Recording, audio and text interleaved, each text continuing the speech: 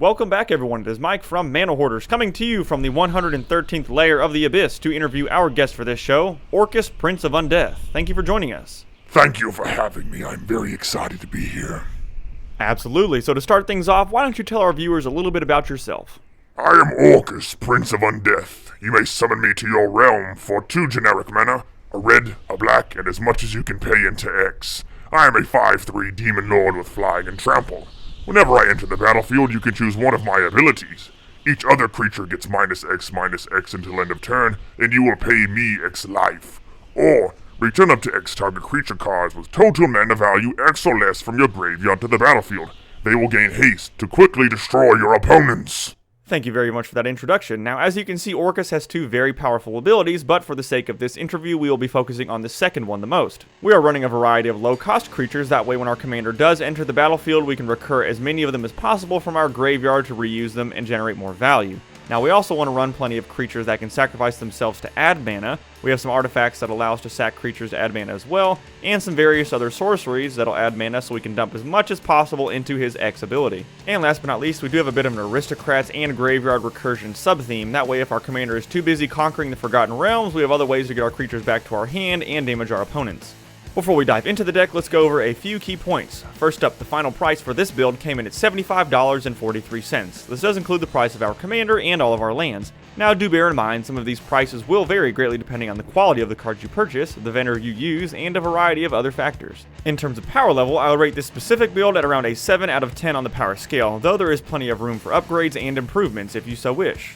Now let's go ahead and dive into the deck. First up are our artifacts. Astronaut's Altar, we can sacrifice a creature to add 2 colorless mana. Charcoal Diamond enters tapped and can tap to give us a black mana. Desecrated Tomb, whenever one or more creature cards leave our graveyard, we get a 1/1 black bat creature token with flying. Erratic Portal, we can pay 1, tap it, and return target creature to its owner's hand unless the controller pays 1. Fire Diamond enters tapped and can tap to give us a red mana.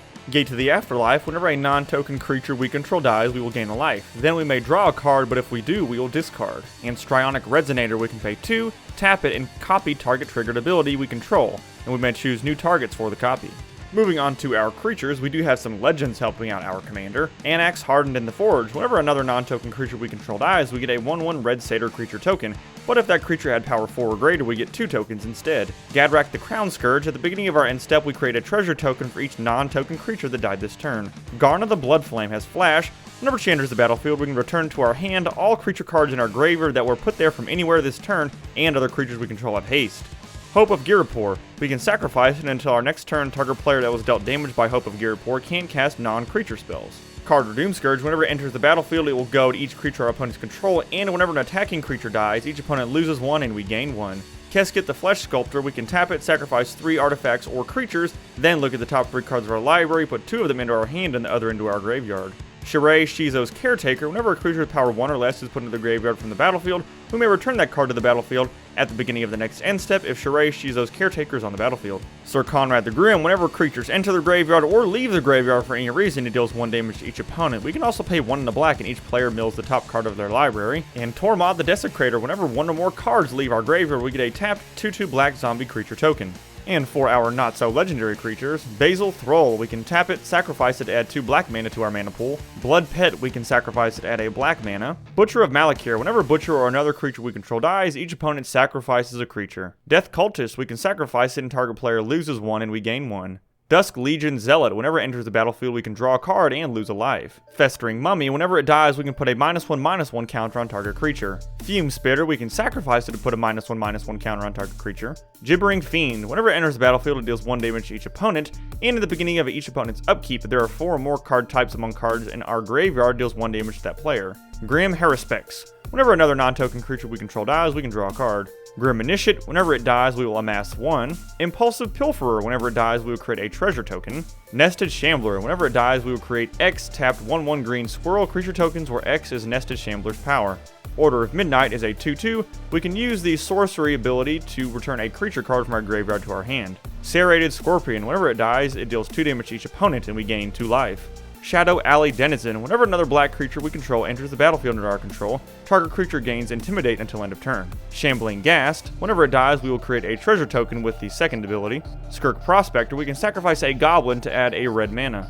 Smothering Abomination. At the beginning of our upkeep, we will sacrifice a creature, and whenever we sacrifice a creature, we will draw a card. Vindictive Vampire. Whenever another creature we control dies, Vindictive Vampire deals 1 damage to each opponent, and we gain a life. Viscera Seer. We can sacrifice a creature for free and scry 1. And Zulaport Cutthroat. Whenever Zulaport or another creature we control dies, each opponent loses 1 and we gain 1. Moving on to our enchantments. Cavalcade of Calamity. Whenever a creature we control with power 1 or less attacks, Cavalcade deals 1 damage to target player or planeswalker that creature is attacking. Impact Tremors. Whenever a creature enters the battlefield under our control, Impact Tremors deals 1 damage to each opponent. Phyrexian Reclamation. We can pay 1 in the black, 2 life, and return target creature card from our graveyard to our hand. Shadows of the Past. Whenever a creature dies, we will scry 1. And Vampiric Rites. We can pay 1 in the black, sacrifice a creature to gain a life, and draw a card. For our instance, Altar's Reap. We can sacrifice a creature to draw 2 cards. Corpse Churn. We will mill 3 cards, then we can return a creature card from our graveyard to our hand. Costly Plunder is an additional cost. We can sacrifice an artifact or a creature to draw 2 cards. Dark Bargain. We can look at the top 3 cards of our library, put 2 of them into our hand and 1 into the graveyard, and we will lose 2 life. Dark Ritual will add 3 black mana. Seething Song will add 5 red mana, and Village Rites. We can sacrifice a creature to draw 2 cards.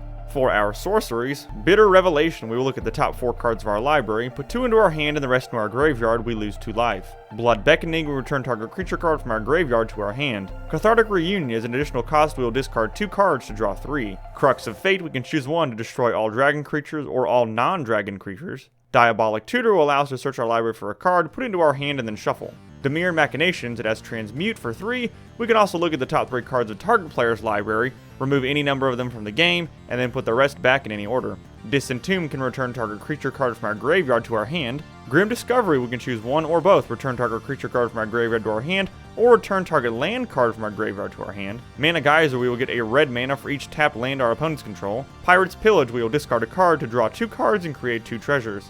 Ransack the Lab. We will look at the top 3 cards of our library, put 1 of them into our hand and the rest into the graveyard. Read the Bones. We will scry 2, draw 2, and lose 2 life.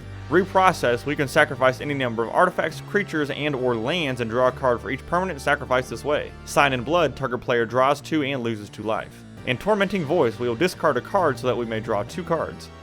And last but not least is our mana base. We will be keeping things very basic, with 18 basic swamps and 17 basic mountains. And just like that, we reached the end of this Commander Deck Tech. If you enjoyed this video, be sure to hit that like button, subscribe, tell your friends about us, and leave a comment down below. Let us know what commanders you would like to see us build around in the future. Forgotten Realms is just around the corner, and we are very excited to get brewing. Thank you all so much for your support.